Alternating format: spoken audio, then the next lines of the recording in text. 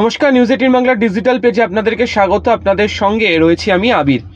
প্রচুর মানুষের প্রশ্ন যে হাওড়া থেকে মেট্রো চেপে কবে শিয়ালদহ যাওয়া যাবে, হাওড়া থেকে মেট্রো চেপে কবে সল্টলেক সেক্টর 5 যাওয়া যাবে।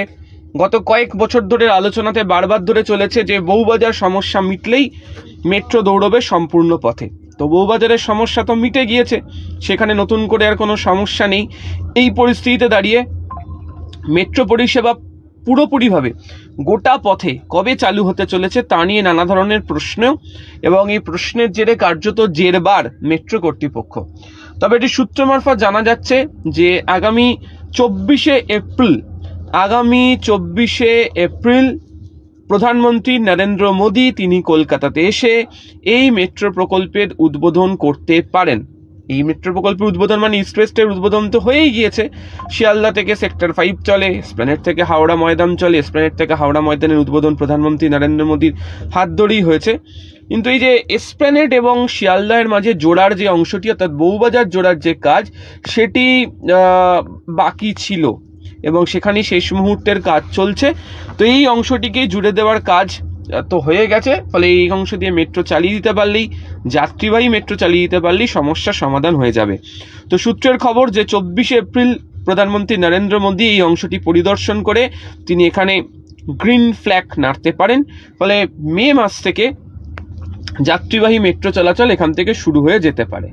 এবার প্রশ্নটা হচ্ছে যে চালু তো না হয় বলে দেওয়া হচ্ছে কথা, কিন্তু চালু হওয়ার আগের ধাপগুলো কি মিটেছে? আপনারা জানেন, যখনই কোনো যাত্রীবাহী পরিষেবা দিতে হয় কোনো নতুন অংশে বা সেকশনে, তখনই তাদেরকে অসামরিক পরিবহন মন্ত্রকের অন্তর্গত কমিশনার অফ রেলওয়ে সেফটির থেকে অনুমতি নিতে হয়।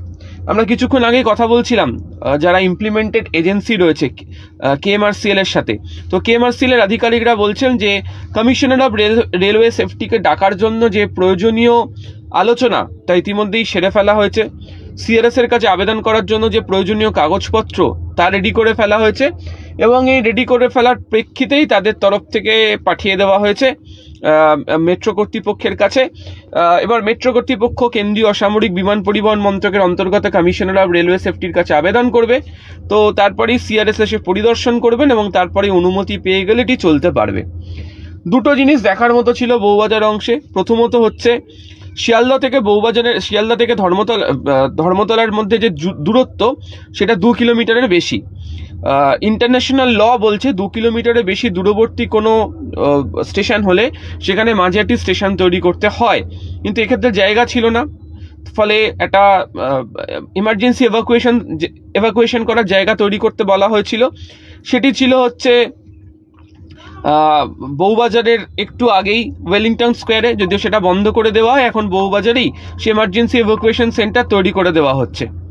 সেকেন্ড হচ্ছে যে এখানে একটি লেন থেকে অপর একটি লেনে যাওয়ার জন্য কতকগুলো যাকে আমরা বলি যে দরজা বা শ্যাফট, সেটা তৈরি করে রাখা দরকার ছিল, সেটার কাজ সম্পূর্ণ হয়ে গিয়েছে।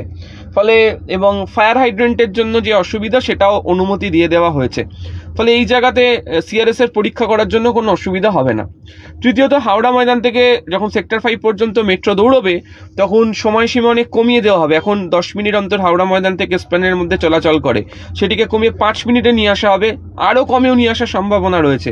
এবং তার জন্য সিবিটিসি অর্থাৎ কমিউনিকেশন বেসড ট্রেন কন্ট্রোল সিস্টেমের কাজ চলছে, সেই কাজও প্রায় শেষের পথে। ফলে সিআরএস সেটাও পরীক্ষা করে দেখবেন। তো এই যাবতীয় পরীক্ষা করে দেখে নেওয়ার পরেই এই অনুমতি দেওয়া হবে। তো মনে করা হচ্ছে অনুমতি মিলে যেতে পারে, এবং অনুমতি মিলে গেলেই 24শে এপ্রিল প্রধানমন্ত্রীটার সূচনা করতে পারেন, এবং তারই প্রেক্ষিতে মে মাস থেকে এই পরিষেবা দেওয়াটা সম্ভব হবে। আকাশ সিং রাজপুত প্রশ্ন করেছেন, হাওড়া যা বানান তো খুব, হাওড়াই তো নিশ্চয়ই লিখেছেন, হাওড়া শিয়ালদহ থেকে সাঁতরাগাছি। আসলে আকাশবাবু, আপনি এমন ভাষাতে লিখেছেন, এই বানানগুলো এমনই, বুঝতে অসুবিধা হচ্ছিল। আপনি বোধহয় লিখতে চেয়েছেন হাওড়া শিয়ালদা থেকে সাঁতরাগাছি কি হবে ভবিষ্যতে। রেল মন্ত্রকের তরফ থেকে তো এই জায়গাটার সার্ভে করার জন্য কাজ শুরু করা হয়েছে, তবে এখনই হাওড়া থেকে সাঁতরাগাছি মেট্রোর কাজ শুরু হচ্ছে, এই ধরনের কোনো নির্দিষ্ট তথ্য বা খবর নেই। আর অন্যান্য খবরের জন্য নজর রাখুন নিউজ 18 বাংলা ডিজিটাল পেজ।